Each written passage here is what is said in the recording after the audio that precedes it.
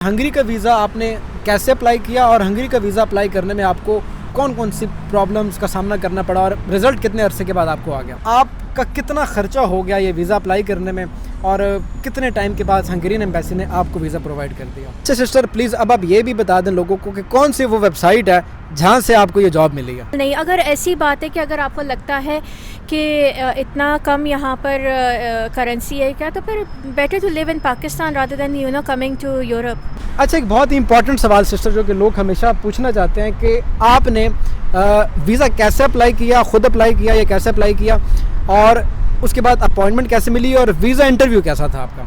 Hello guys, welcome back to my channel. मेरा नाम है ज़ीशान आसिम और आप देख रहे हो इट्स फॉर यू। आज एक बहुत ही खुशी की खबर आपके सामने ले गया हूँ। ये हमारी पाकिस्तानी बहन इस वक्त मेरे साथ मौजूद हैं और ये हंगरी का वर्क वीज़ा लेके हंगरी में आई हैं। हंगरी के वर्क वीज़ा के ऊपर मैंने बहुत सी वीडियोज़ बनाई थी। आप लोगों ने मुझे उस पर, हर बंदे का अपना होता है, कुछ लोगों ने नेगेटिव कमेंट्स दिए, कुछ लोगों ने कहा कि हंगरी के अंदर आना बेनिफिशियल नहीं है, हंगरी की करेंसी तो पाकिस्तान से भी बैड है, और ये कि हंगरी की जो एम्बेसी है वो पाकिस्तान में रिस्पॉन्स नहीं देती।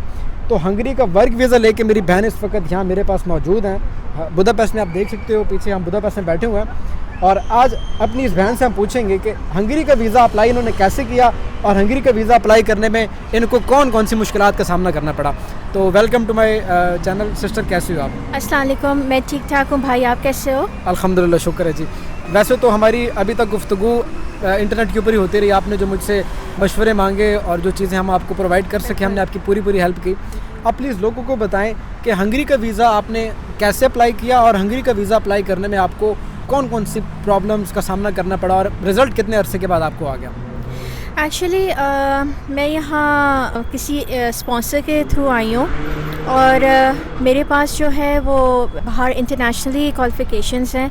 तो बेसिकली मैं टीचर हूँ जो कि मेरे पास इंटरनेशनल क्वालिफ़िकेशंस हैं। उसकी 3 महीने का प्रोसेस होता है, प्रोसेसिंग टाइम होता है पाकिस्तान से। तो you have to have patience अगर आपके पास नहीं है तो आप ये वीज़ा अप्लाई ना करें, यूरोपियन वीज़ा, और पेशेंस आपको करनी पड़ेगी आपको ना।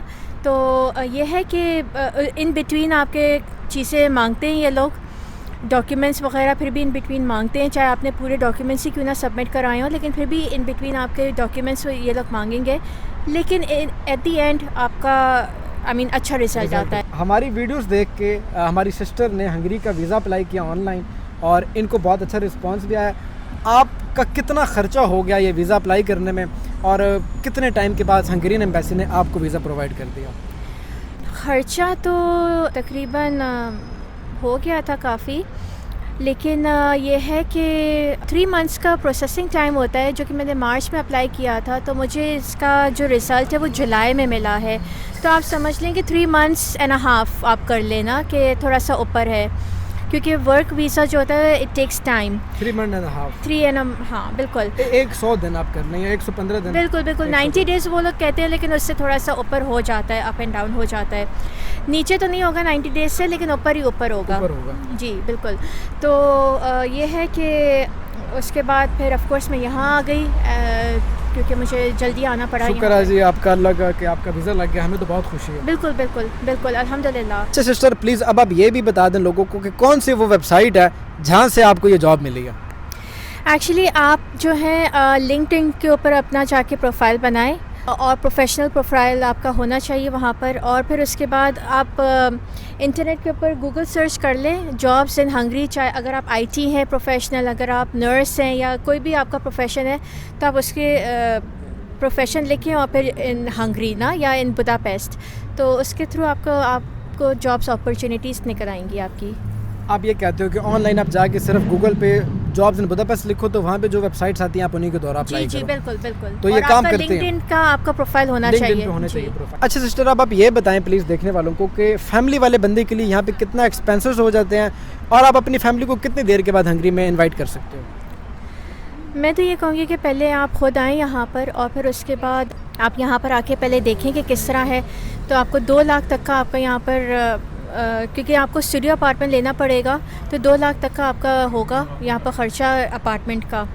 और उसके बाद आप 5-6 महीने बाद जाके अपनी फैमिली को यहाँ पर बुलाएं तो ज़्यादा बेहतर है, रादर देन कि आप अपने साथ लेके आ रहे हैं। यहाँ पर खाने पीने का ये है कि यहाँ पर थोड़ा हलाल का थोड़ा सा प्रॉब्लम है, लेकिन जो वेजिटेरियंस हैं, जैसे मैं वेजिटेरियन हूँ तो मैं वेजिटेबल्स खा लेती हूँ। हाँ ये है, खाने का थोड़ा मसला होता है। जो हलाल गोश्त के शौकीन अफराद हैं, यहाँ पे कुछ मखसूस दुकानें हैं पाकिस्तान इंडियन, वहाँ से आप हलाल गोश्त ख़रीद सकते हैं। अच्छा, एक बहुत ही इंपॉर्टेंट सवाल सिस्टर जो कि लोग हमेशा पूछना चाहते हैं कि आपने वीज़ा कैसे अप्लाई किया, ख़ुद अप्लाई किया या कैसे अप्लाई किया, और उसके बाद अपॉइंटमेंट कैसे मिली और वीज़ा इंटरव्यू कैसा था आपका? इंटर हंगरी के ऊपर आप जाके अपने डॉक्यूमेंट्स अपलोड कर लें और फिर आपको अपॉइंटमेंट डेट आप ले लें।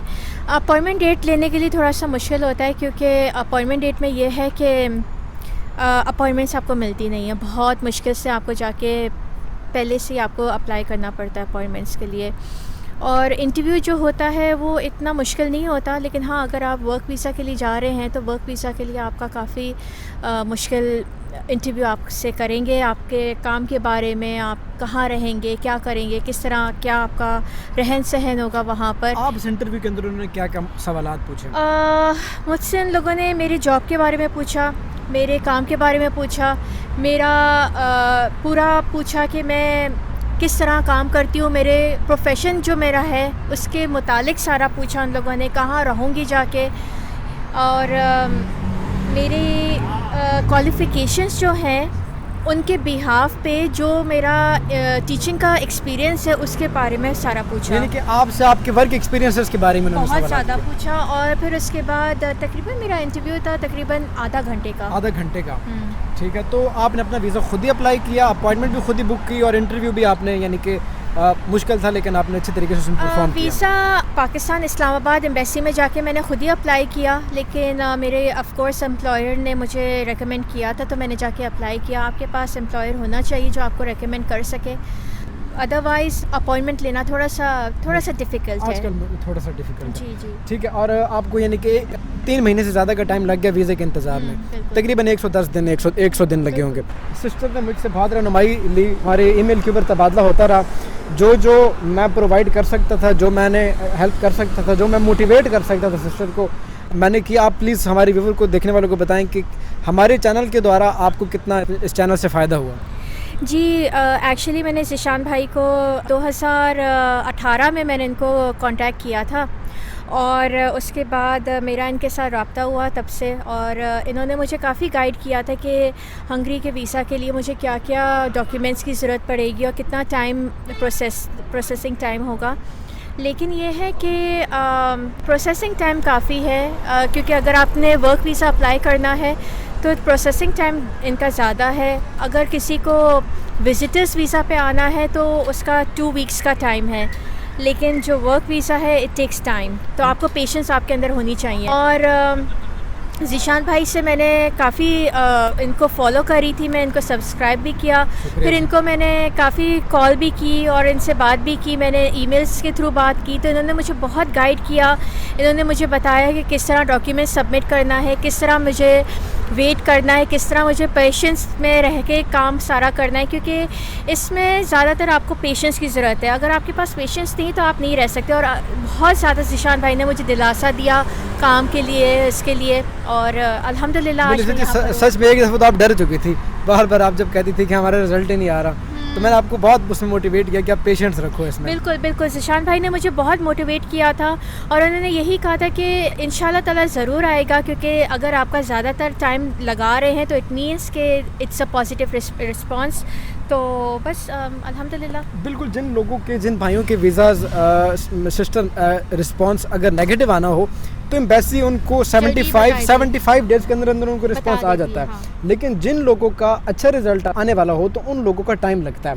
हमारी बहन ने सब्र किया और मेहनत की, जो इम्पोर्टेंट चीज़ है मेहनत की, और माशाल्लाह ये इस वक्त हमारे पास यहाँ यूरोप में बैठी हैं, और अल्लाह पाक इनको इनके फ्यूचर में, इनके मुस्तक़बिल में भी इनको कामयाब करें। बाकी एक छोटा सा मैसेज देना चाहूँगा अपने तमाम देखने वालों को, पाकिस्तानियों को, इंडिया से जो हमें 2 लोग फॉलो करते हैं या बांग्लादेश से, आप अगर हंगरी आना चाहते हो, हंगरी कंट्री में, तो लोग मुझे कहते हैं कि ज़ीशान भाई हंगरी कंट्री में तो पैसे पाकिस्तान से भी इनकी जो करेंसी की वैल्यू है वो डाउन है। तो मैं इसमें आप लोगों को एक छोटी सी ना अपना एक्सपीरियंस शेयर करता हूँ कि अगर नहीं, मैं तो कहूँगी कि it's a very beautiful country. France और दूसरी कंट्री से भी ये बहुत खूबसूरत है।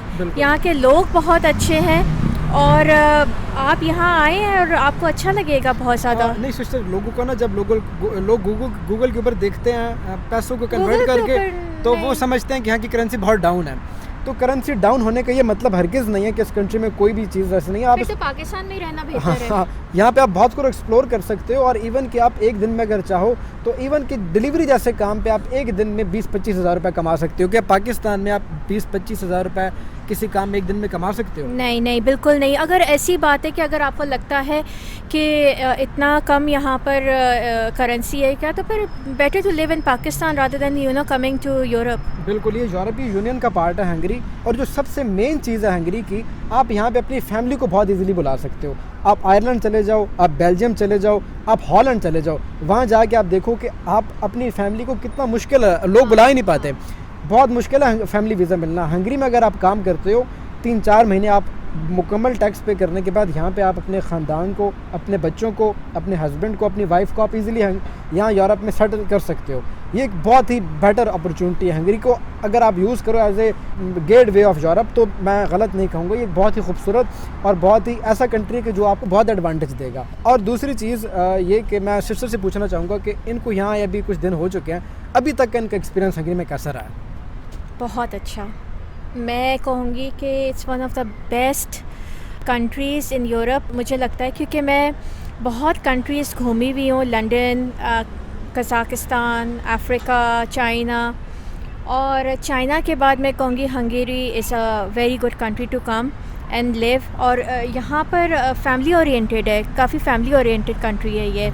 लोग बहुत अच्छे हैं, कंट्री बहुत ब्यूटीफुल कंट्री है, साफ़ सुथरी कंट्री है। और I think one should come and explore. बिल्कुल एक खूबसूरत देश है यूरोप का। बाकी बड़े कंट्रीज की तरह, जर्मनी की तरह, स्विट्ज़रलैंड की तरह डेवलप नहीं है, लेकिन ये है सुकून है। एक छोटा सा मुल्क है, आपको अपॉर्चुनिटी देता है यहाँ यूरोप में दाखिल होने की, आपकी फैमिली को लेके आता है। इससे बढ़ के आपको क्या चाहिए? इसके साथ ही मैं अपनी बहन से कहूँगा कि वो हमारे देखने वालों को, पाकिस्तानियों को कोई अगर मैसेज देना चाहती हैं जो आने वाले हैं तो वो दें, उसके बाद हम वीडियो को वाइंड अप करते हैं। मेरा मैसेज यही होगा कि आपके अंदर तहम्मुल, मिजाजी और पेशेंस होना चाहिए चीज़ों को बरतने के लिए और आगे प्रोसीड करने के लिए। अगर आपके अंदर पेशेंस नहीं है तो मेरे ख़्याल में आई थिंक ज़िंदगी के हर मोड़ पे आपको एक पेशेंस की बहुत सख्त ज़रूरत है।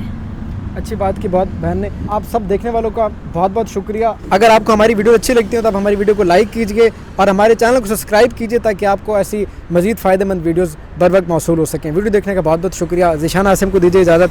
बहुत बहुत शुक्रिया बहन जी, आपका शुक्रिया जी। सलाम अलैकुम।